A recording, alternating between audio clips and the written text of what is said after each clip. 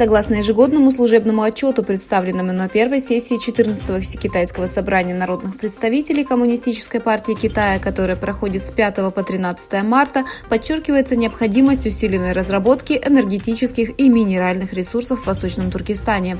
Согласно сообщениям на сайте Китайской народной партии от 7 марта на 14-м Всекитайском собрании народных представителей Китай активизировал разведку, а также добычу нефти и природного газа в Восточном Туркестане, а с начала марта началось усиление строительных работ в этом регионе.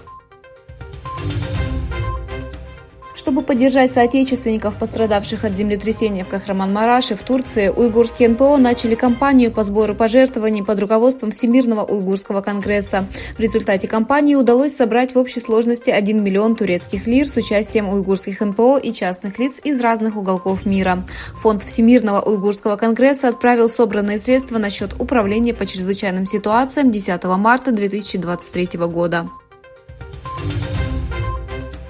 8 марта, Международный женский день, в норвежский парламент был представлен еще один законопроект об уйгурах. Выяснилось, что 8 депутатов от 4 оппозиционных партий в норвежском парламенте обратились к правительству с просьбой создать специальный иностранный комитет для определения правовых оснований для подтверждения того, что Китай нарушает международное право, преследуя уйгуров и другие меньшинства.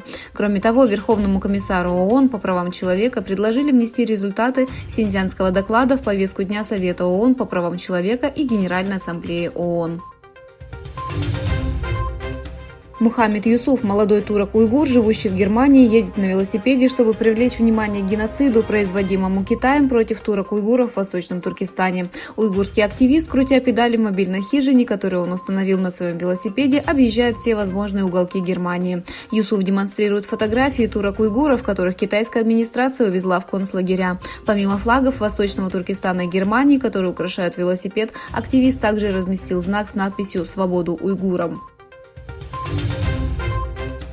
Американские эксперты утверждают, что китайский истребитель 5-го поколения был скопирован Китаем. Эксперты Fox News Digital обвинили Китай в краже американских технологий. Утверждалось, что если не будут предприняты дополнительные меры для защиты конфиденциальной информации об оружии, Китай догонит США.